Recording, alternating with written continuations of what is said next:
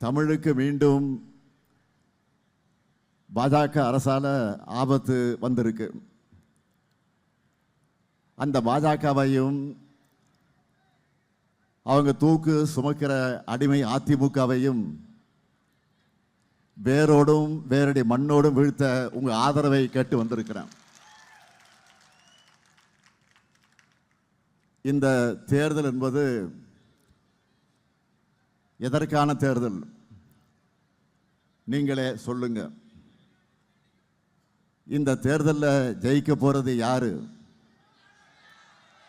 தமிழ்நாடா, டெல்லியா?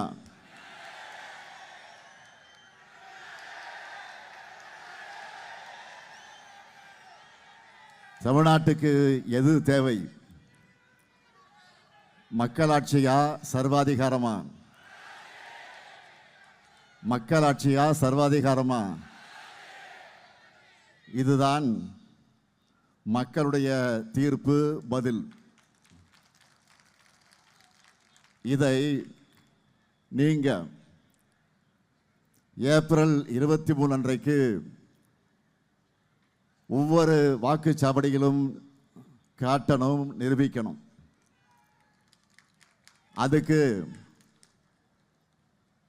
வேட்பாளர்களை அறிமுகப்படுத்தலாமா? வேட்பாளர்களை உங்க அனுமதியோடு அறிமுகப்படுத்தலாமா? முதல்ல திருமயம் சட்டமன்ற தொகுதி.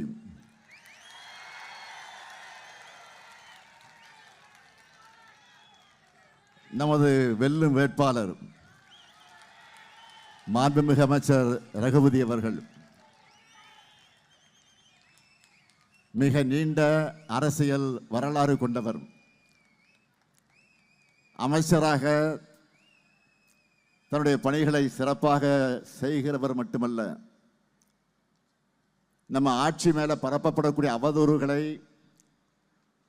ஆணித்தரமான வாதங்கள் மூலமா ஊடகங்களை எதிர்கொள்கிற திறமை படைத்தவர். அரிமளம் ஒன்றியத்தில் புதிய சமத்துவபுரம்,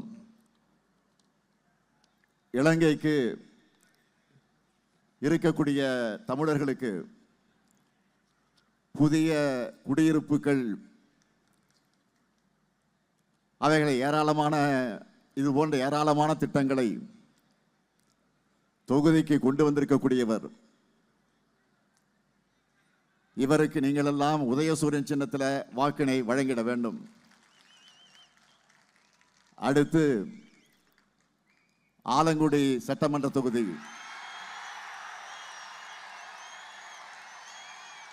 நமது வெல்லும் வேட்பாளர் அமைச்சர் மையநாதன் அவர்கள் நம்மோட மதிப்பை பெற்ற மாண்புமிகு அமைச்சர், கீழாத்தூர் அரசு கலைக்கல்லூரி,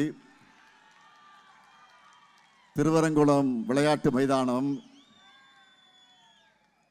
ஆலங்குடி அறிவுசார் மையம் போன்ற திட்டங்களை உருவாக்கி தந்து 3வது முறையாக போட்டியிடுகிறார். இவருக்கு நீங்க எல்லாரும் உதயசூரியன் சின்னத்தில் வாக்கினை வழங்கிட வேண்டும். அடுத்து விராலிமலை சட்டமன்ற தொகுதி.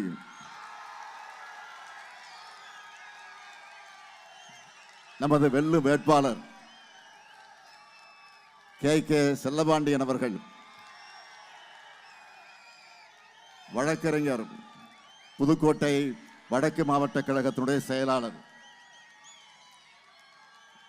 விராலிமலை தொகுதிக்கு நீங்க நீண்ட நாளா எதிர்பார்த்துட்டு இருக்கக்கூடிய அரசு கலை அறிவியல் கல்லூரி உள்ளிட்ட ஏராளமான திட்டங்களை செஞ்சு தரக்கூடிய போகிறவர். இவருக்கு நீங்க எல்லாரும் உதயசூரியன் சின்னத்தில் வாக்களிக்கணும். அடுத்து புதுக்கோட்டை சட்டமன்ற தொகுதி. நமது வெல்லும் வேட்பாளர் டாக்டர் முத்துராஜா அவர்கள் அரசு பணியை விட்டுவிட்டு மக்கள் பணிக்கு வந்த உழைப்பாளர். கடந்த முறை வென்று மூடப்பட்ட முத்துலட்சுமி மருத்துவமனையை பயன்பாட்டுக்கு கொண்டு வந்தவர். புற்றுநோய் சிகிச்சை மையம் கொண்டு வந்திருக்கிறார். இவருக்கு புதுக்கோட்டை மக்கள் எல்லாரும் உதயசூரியன் சின்னத்தில் வாக்களிக்கணும். அடுத்து கந்தர்வக்கோட்டை சட்டமன்ற தொகுதி.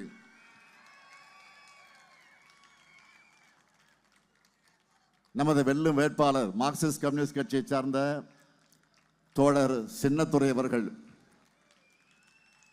12 ஆண்டுகளா மார்க்சிஸ்ட் கம்யூனிஸ்ட் கட்சியினுடைய மாவட்ட செயலாளராக இருந்து மக்களுக்காக உழைக்கக்கூடிய உன்னதமான தோழர். விவசாய தொழிலாளர்களுடைய நலனை காக்க பாடுபடும் தோழர் சின்னதுரை அவருடைய குரல் மீண்டும் சட்டமன்றத்தில் ஒலிக்க அறிவால் சுத்திய நட்சத்திரம் சின்னத்தில் நீங்கள் எல்லாரும் வாக்களிக்கணும். அடுத்து அறந்தாங்கி சட்டமன்ற தொகுதி. நமது வெல்லும் வேட்பாளர் காங்கிரஸ் பேரியக்கத்தை சார்ந்த அருமை தம்பி டி ராமச்சந்திரன் அவர்கள். நம்முடைய முன்னாள் அமைச்சர், என்னுடைய பெருமதிப்பிற்குரிய அருமை சகோதரர் சு திருநாவுக்கரசருடைய அருமை மகன். காங்கிரஸ் கட்சியிலே பல்வேறு பொறுப்புகள் இருந்தவர். அறந்தாங்கி தொகுதியிலே கடந்த முறையும் வெற்றி பெற்று நல்ல பல திட்டங்களை கொண்டு வந்த ஒரு சிறப்புக்குரிய இளைஞர். தம்பி ராமச்சந்திரனுக்கு கை சின்னத்தில் நீங்க எல்லாரும் வாக்களிக்கணும். வேட்பாளருடைய வெற்றி உறுதிதானா? சத்தமா சத்தமா மக்கள் கன்ஃபார்ம் பண்ணிட்டாங்க. வேட்பாளர் அமரலாம்.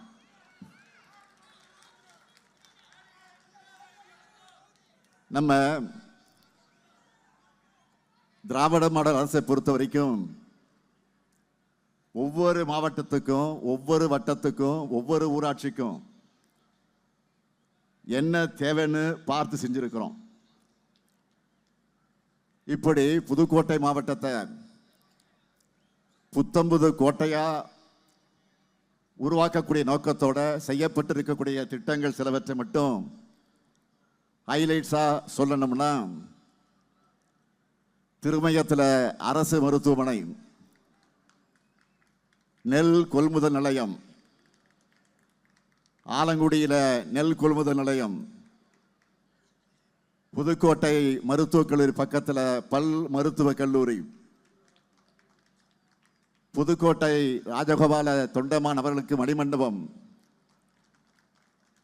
புதுக்கோட்டை அண்ணா சிலையிலிருந்து அறந்தாங்கி செல்லும் சாலையில் கீரனூர் வர 40 கோடி மதிப்பீட்டில் சாலைகள், 344 அரசு பள்ளிகளில் ஆய்வகங்கள், தேவஸ்தானம் கட்டுப்பாட்டில் இருக்கக்கூடிய 33 திருக்கோயில்களில் திருப்பணிகள் செய்யப்பட்டிருக்கு. 255 திருக்கோயில்களை பராமரிப்புக்கு மானியத்தை உயர்த்தி இருக்கிறோம். அது மட்டுமல்ல, பயனடைகிற வகையில் 4 லட்சம் பேர் பயனடையக்கூடிய வகையில் 1820 கோடி ரூபாய் மதிப்பீட்டில் காவேரி கூட்டுக்குடிநீர் திட்டப்பணிகள் தொடங்கப்பட்டிருக்கு. இப்படி இன்னும் ஏராள பணிகள், திட்டங்கள் இருக்கு. இவ்வளவையும் செஞ்சு கொடுத்திருக்கிற காரணத்தால தான் உங்ககிட்ட உரிமையோடு வாக்கு கேட்க வந்திருக்கிறேன். நம்ம திராவிட மாடல் செஞ்சிருக்கக்கூடிய சாதனைகளை பற்றி நிறைய செய்திகளை நீங்க பார்த்திருப்பீங்க. திமுக நம்முடைய அரசு ஒரு திட்டத்தை செயல்படுத்தினா அது சாதனை திட்டமாக தான் இருக்கும். நம்மோட சாதனைகள் தான் இந்தியாவுக்கே பெஞ்ச் மார்க்காக இருக்கு. எடுத்துக்காட்டுக்கு சொல்றேன், கிரிக்கெட்ல பல பிளேயர்ஸ் பல ரெக்கார்டுகளை வச்சிருப்பாங்க. ஆனா சச்சின் டெண்டுல்கரை பார்த்தீங்கன்னா அவர்கிட்ட எல்லா ரெக்கார்டுமே இருக்கும். அரசியல் அப்படிப்பட்ட முறியடிக்க முடியாத எல்லா ரெக்கார்டும் நம்ம திமுக தான் செஞ்சிருக்கு என்பதை பெருமையோடு சொல்றேன். இனியும் தொடர்ந்து நாம தான் ரெக்கார்ட் பிரேக் பண்ணவும் போறோம். நம்ம திட்டங்களை பார்த்து தான் இன்னைக்கு பல்வேறு மாநிலங்கள் காப்பி அடிச்சுக்கிட்டு இருக்காங்க.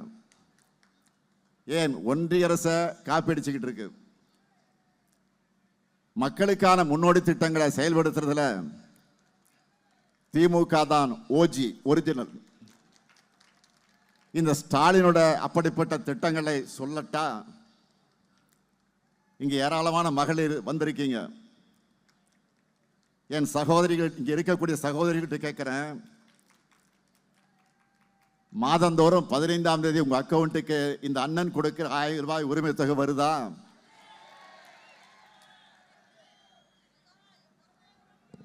திராவிட மாடல் 2ல எவ்வளவு உரிமை தொகை உயர்த்த போறோம்? டபுள் ஆக்க போறோம். 2000 உயர்த்த போறோம். இல்லத்தரசிகளாக இருக்கக்கூடிய பெண்கள் தங்களோட அன்றாட செலவுகளுக்கு கூட மற்றவர்களை சார்ந்திருக்க வேண்டிய நிலை இருந்துச்சு. அதை உரிமை தொகையால உடைச்சிருக்கோம். எங்க அண்ணன் ஸ்டாலின் தர சீர் மகளிர் எல்லாரும் இன்றைக்கு உரிமையோடு பேசுறாங்க. அடுத்து விடியல் பயணம். பெண்களோட பொருளாதார சுதந்திரத்திற்கு அடிப்படையாக அமைஞ்சிருக்கக்கூடிய ஒரு புதிய புரட்சி திட்டம். அது சம்பாதிக்கிற பணத்துல குறிப்பிட்ட அமௌண்ட் போக்குவரத்துக்கே செலவாகிடுது. வீட்டுக்குள்ளேயே பலர் முடங்கி இருக்கக்கூடிய நிலையை உடைச்சிருக்கிறோம். அடுத்து காலை உணவு திட்டம். சென்னையில் KK நகர் பகுதியில் ஒரு பள்ளிக்கு ஆய்வுக்கு போயிருந்தேன். ஒரு குழந்தைகிட்ட அன்பா பேசிக்கிட்டு இருக்கும்போது, சாப்பிட்டியாமா அப்படின்னு கேட்டேன். அந்த குழந்தை சொல்லிச்சு, இல்லை சாப்பிடலன்னு சொல்லிச்சு. விசாரிச்சப்போ அந்த குழந்தையோட அப்பா அம்மா 2 பேரும் வேலைக்கு போறது. அந்த காரணத்தால சில குழந்தைகள் காலையில் சாப்பிடாம வராங்கன்னு தெரிஞ்சது. குழந்தைகளை பசியோடு தவிக்க விடலாமா? அவங்க பசியை போக்க வேண்டும் என்றுதான் காலை உணவு திட்டத்தை தொடங்கினேன்.